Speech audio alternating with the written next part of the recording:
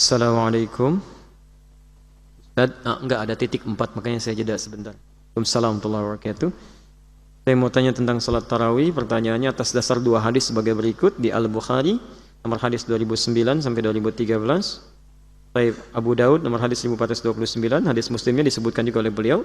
Dari hadis tersebut di atas, salat tarawih adalah salat sunnah. Ini maksudnya bertanya tentang salat tarawih. Salat sunnah dan tidak dikerjakan berjamaah pada zaman Nabi hingga zaman Khalifah Umar bin Khattab.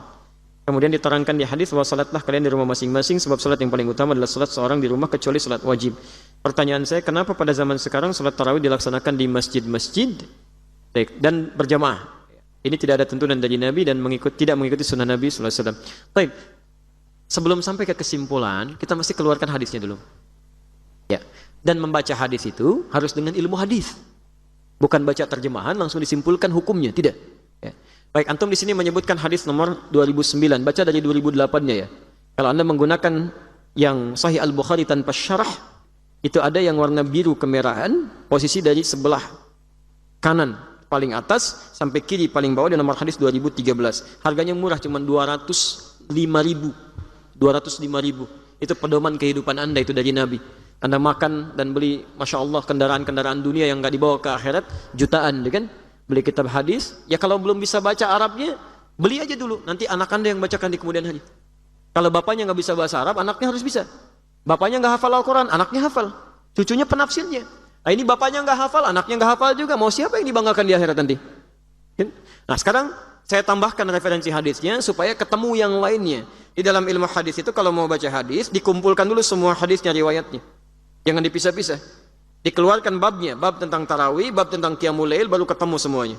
Baik, saya tambahkan misal nomor hadis 1330.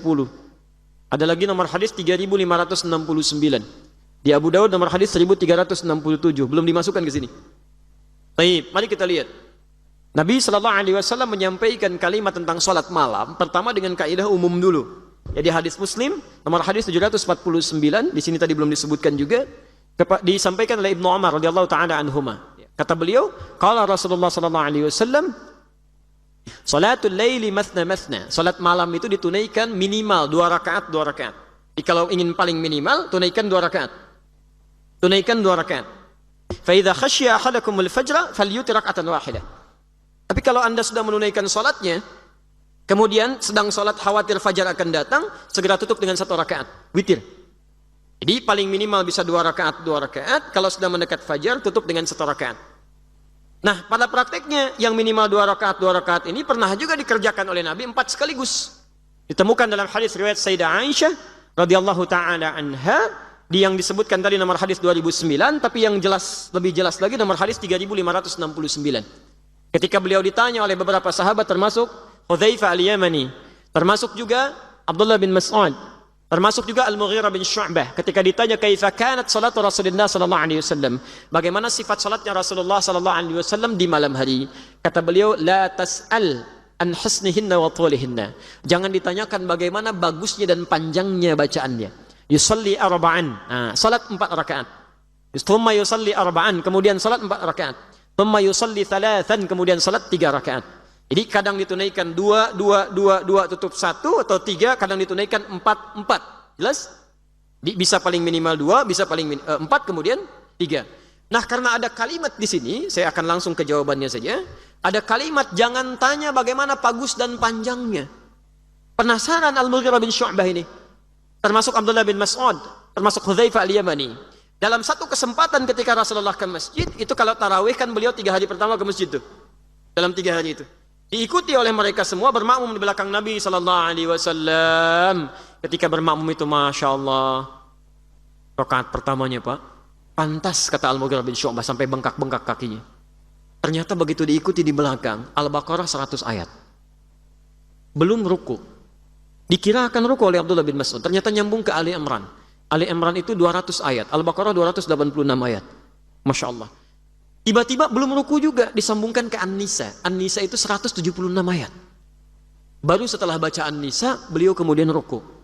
5 juz 4 halaman.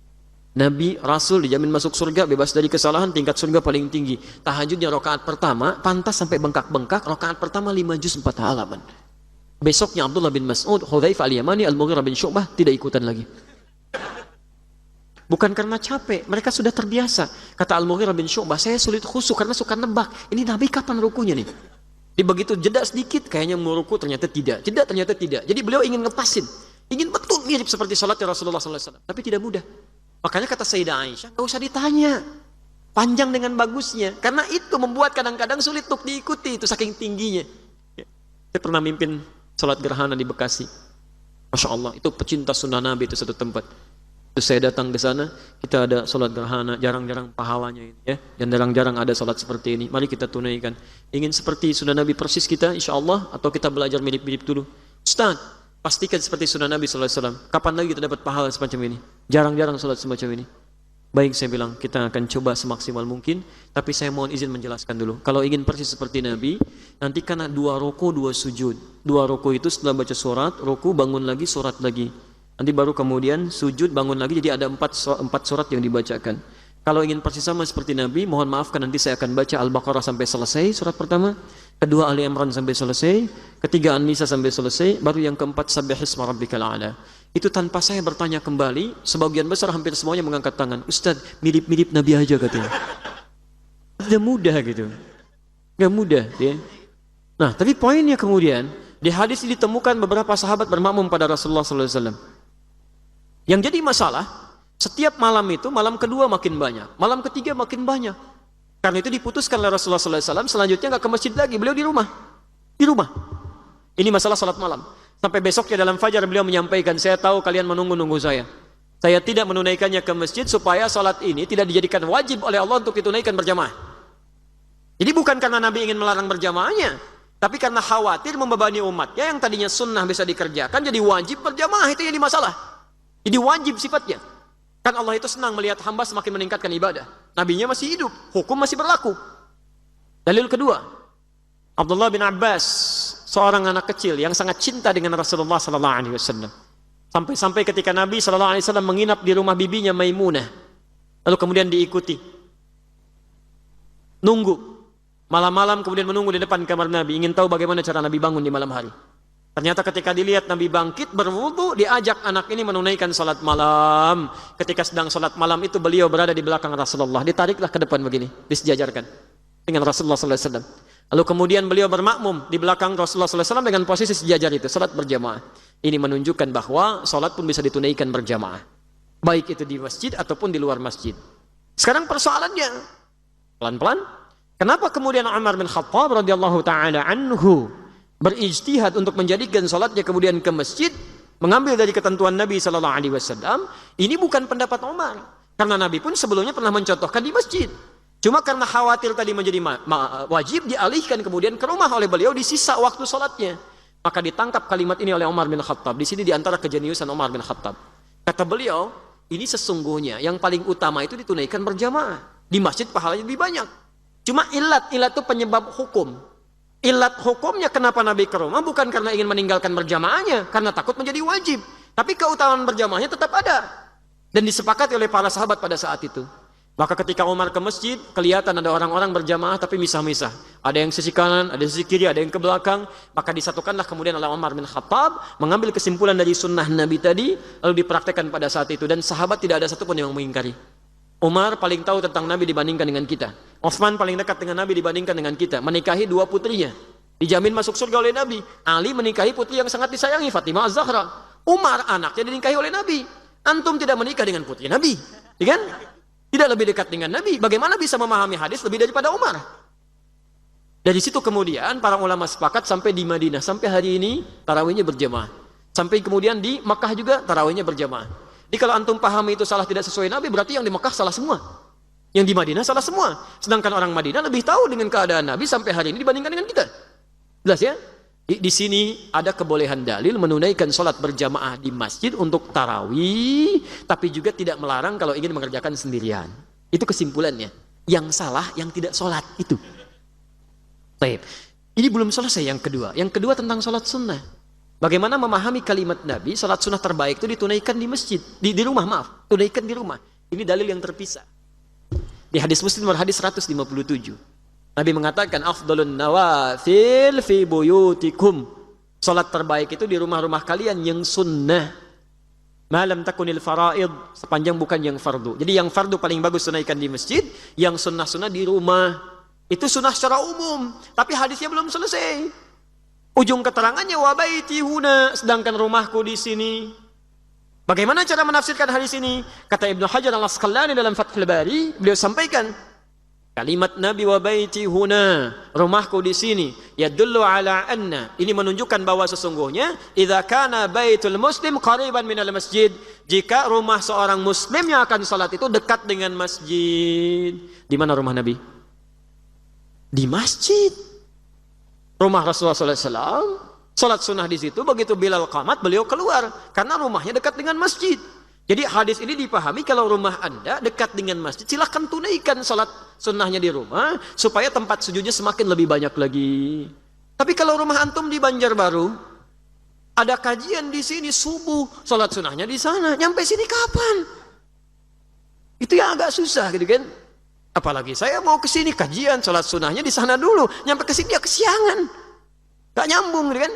Nah, di sini yang disebut dengan ilat dalam hukum fikih. Sebab fikihnya apa? Dari ilat itu baru dipahami. Di membaca hadis itu tidak harus langsung dibaca terjemahannya, tapi ada turunan-turunan ilmunya.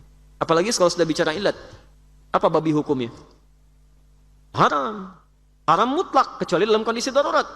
Mutlak haramnya, tapi kalau Anda misalnya sedang ke tempat yang terasing, di hutan, tidak ada makanan-makanan seperti ayam, yang ada cuma babi. Kalau Anda nggak makan itu, Anda bisa meninggal.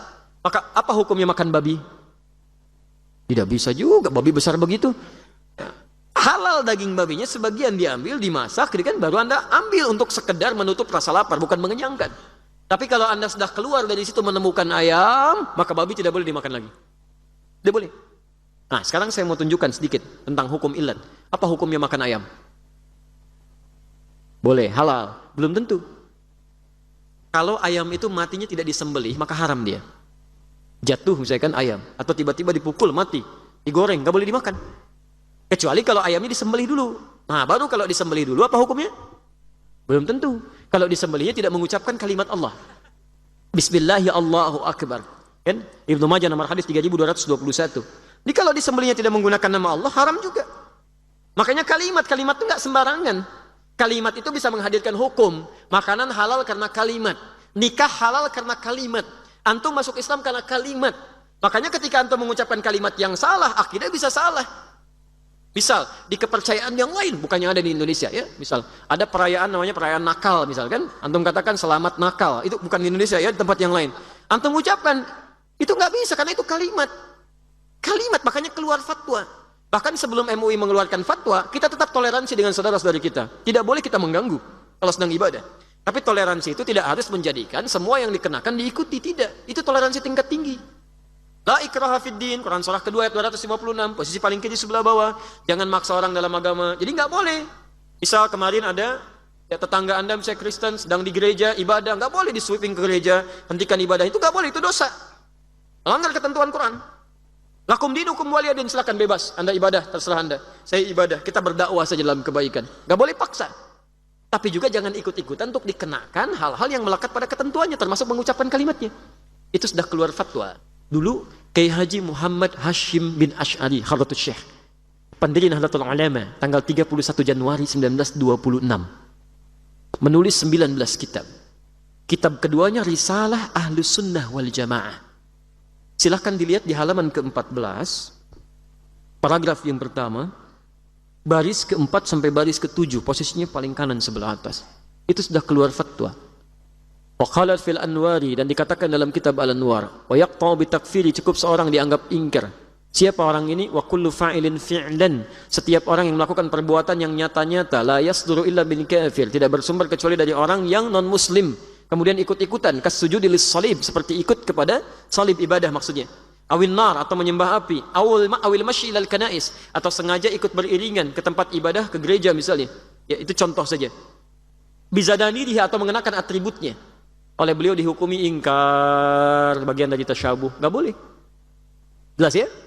Baik, jadi hukum itu bergantung dengan ilatnya. Tadi ayam itu gak boleh dimakan, walaupun disembelih kecuali menyebut nama Allah. Nah, kecuali kalau disembelih kemudian mengucapkan Bismillah ya Allahu Akbar, baru hukumnya Belum tentu, kalau yang disembelih ayam tetangga, itu ilat namanya. Ya, jadi maksud saya kalau baca hadis dilihat dulu ya konteks ilmunya.